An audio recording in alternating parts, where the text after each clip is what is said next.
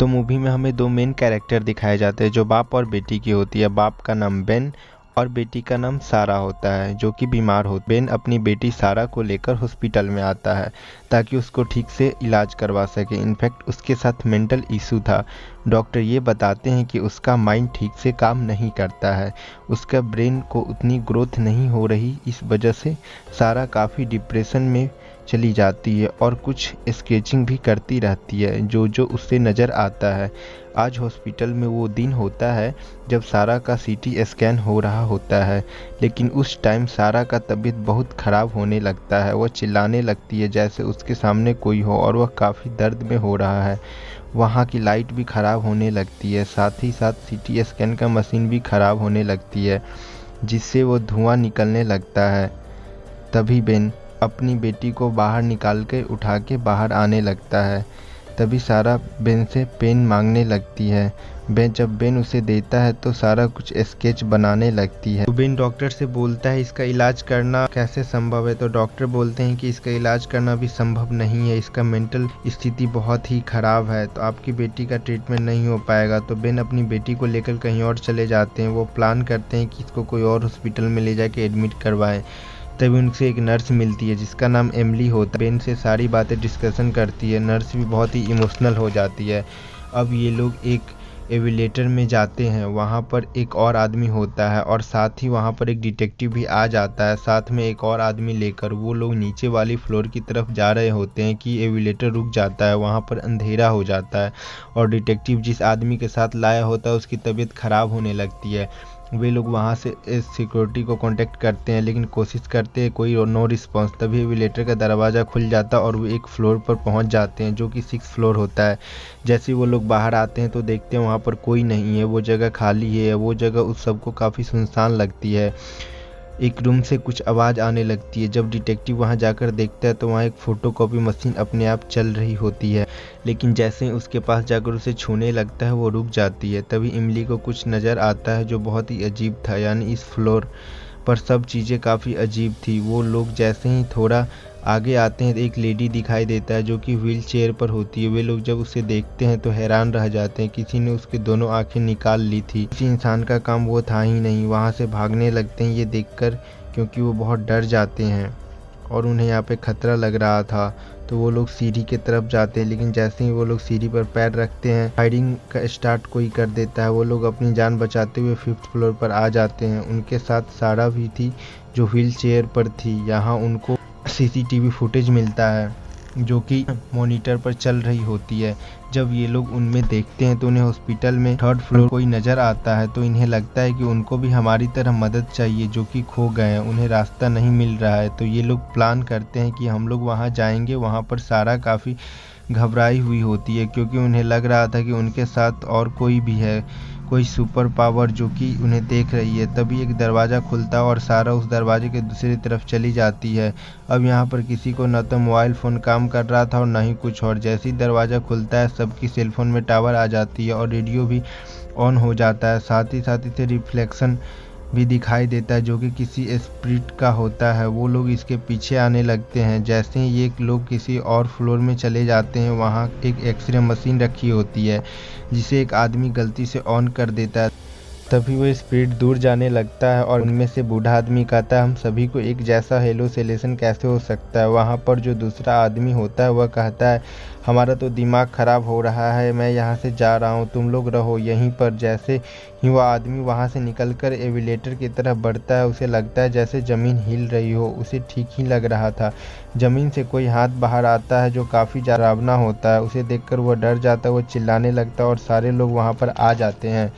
एविलेटर का गेट खोलने लगता है जैसे ही उस आदमी को वह हाथ कस के पकड़ा हो, लेकिन बेन और लोग उस आदमी को बचा लेते हैं और अपने साथ ले आते हैं और वो नर्स उसके जख्मों को ठीक कर रही होती है। तभी एक और आवाज़ आने लगती है लेकिन वो समझ नहीं पाते हैं कि वो क्या कहना चाह रहे हैं। और इसी तरह ये लोग 3rd फ्लोर पे पहुंच जाते हैं जहां इमली देखती है कि वहां उसके साथी की डेड बॉडी पड़ी है और उसके पास एक रिकॉर्डर ही पड़ा होता है। उस रिकॉर्डर में ये होता है कि अगर तुम लोग अपना जान बचाना चाहते हो तो मेरे हवाले इस लड़की को कर दो। पता नहीं वो किस लड़की की बात कर रहे थे, इमली की या फिर सारा की। तभी वहाँ पर एक सोल आ जाता है, वही हाथ जो एविलेटर से बाहर एकदम भयानक रूप में दिख रहा था, इन लोगों पर अटैक कर देता है। वो सभी वहाँ से भाग जाते हैं सिवाय उस बूढ़े आदमी के। वो बेचारा डिटेक्टिव मारा जाता। अब सब लोग बाहर आ चुके थे। वे लोग अब ऐसी जगह पहुँच चुके थे जहाँ से वे लोग बाहर देख सकते थे। बाहर देखने पर उन्हें लगता है जैसे बाहर की दुनिया में कोई मूवमेंट ही नहीं हो रहा है, जैसे टाइम फ्रीज हो गया हो और अंदर फंस चुके हो। तभी इमली को कुछ आवाज़ आने लगती है, दिस इज़ नॉट पॉसिबल, ये तो मेरी ही आवाज़ है। जब मैं 4th फ्लोर से बोल रही थी, लगता है कि हम मिरर वर्ल्ड में पहुंच चुके हैं या किसी और डायमेंशन में। जो पहले मैंने बोला था ये रिपीट हो रहा है। इसी दौरान सारा की तबीयत बहुत ख़राब होने लगती है तो बेन बोलता है, प्लीज़ आज मेरे साथ आप आओ, मुझे अपनी बेटी के लिए मेडिसिन चाहिए। और वो यंग आदमी सारा के पास ही होता है। अब बेन के साथ जाते हुए इमली बेन को बताती है कि आपकी बेटी के साथ ज़रूर कोई इशू चल रहा है। वो ड्राइंग बनाती है, नॉर्मल बात नहीं। आप उसे पूछने की कोशिश की, कहीं उसे कुछ नज़र तो नहीं आता?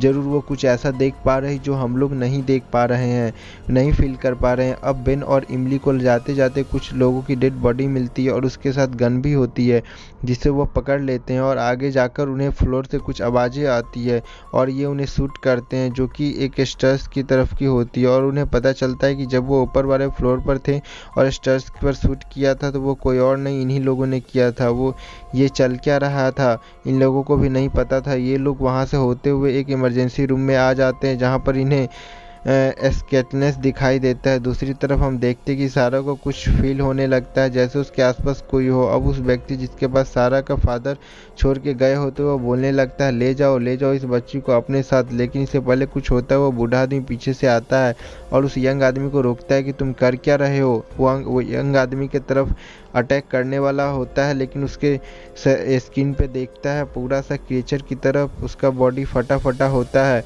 सारे के पास वो दोबारा आ जाता है, लेकिन उसके व्हीलचेयर अपने आप चलने लगती है और बहुत ज़्यादा रेत उड़ने लगती है। और रेत यानी स्ट्रॉम से कुछ भी नज़र नहीं आ रहा होता है। वो यंग आदमी भी सारा के पीछे पीछे होता है। वहाँ तभी पर बेन आ जाता है। यहाँ पर काफ़ी अनएक्सेप्टेबल चीज़ होती है। वो क्रिएचर इन लोगों पर अटैक करता है, उससे पहले ही बेन उससे अटैक करके वहाँ से भाग जाता है और उस ओल्ड मैन की बॉडी भी दिखाई पड़ता है। तो इमली काफ़ी हैरान होती, ये तो हमारे साथ जिंदा था, लेकिन इसके स्किन देखो, जैसे ये मरे हुए काफ़ी टाइम हो गया। और ये भी पॉसिबल था कि सारा के जान बचाने आया हो और वाकई में काफ़ी दिन से मरा पड़ा हुआ हो। अब इमली, बेन और सारा एक साथ निकलने लगते हैं, लेकिन जैसे ही स्टेज पर पहुंचते हैं वहाँ इतनी सारी डेड बॉडी होती है कि वहाँ से बाहर जाने का कोई रास्ता ही नहीं होता। वे काफ़ी ज़्यादा परेशान हो जाते हैं, वहाँ से बाहर जाने का कोई रास्ता नहीं होता।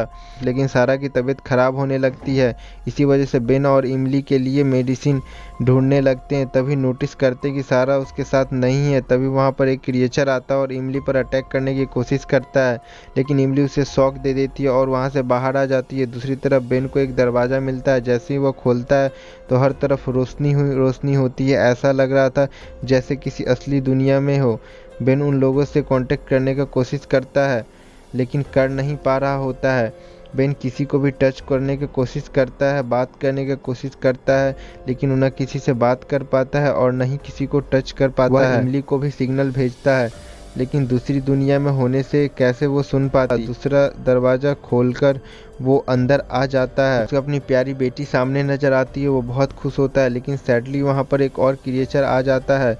उसमें वही क्रिएचर होता है जो वहाँ उस पर अटैक किया होता है, उसे मारने ही वाला होता है। यहाँ पर एक और ब्लेसिंग होता है और वह बूढ़ा आदमी दोबारा से वहाँ आ जाता है जो उसको बचाता है। यह बूढ़ा आदमी एंजल बनकर बार बार कैसे आ रहा था इन लोगों को समझ में नहीं आता है। वहाँ पर इमली भी आ जाती है। ये तीनों फिर से एक साथ होते हैं। अब ये तीनों इवेल्यूटर की तरफ जाते हैं, लेकिन वो क्रिएचर जो इवेल्यूटर वाला होता है वो इवेल्यूटर की तरफ दोबारा बढ़ रहा होता है, लेकिन इससे पहले वो दरवाज़ा बंद कर लेते हैं।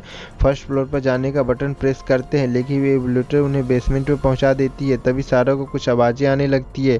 वो अपने कानों पर हाथ रखकर चिल्लाने लगती है। तभी वहाँ पर एक क्रिएचर आ जाता है, इमली पर अटैक करने वाला होता है, लेकिन सारा को देखकर वहाँ से भाग जाती है। तभी बेन इमली को कहता है, तुम सारा के साथ व्हील चेयर पर ही बैठ जाओ, जो भी हो मैं तुम दोनों के सेफली बाहर निकालूंगा। और आगे बढ़ता रहता है। उसके सामने मुर्दा खाना होता है। तभी सारी डेड बॉडी जिंदा होने लगती है, लेकिन बेन नहीं डरता है। इमली बताती है कि यहाँ दरवाज़ा है जो कि बाहर की तरफ खुलेगा, हमें हिम्मत नहीं हारनी चाहिए।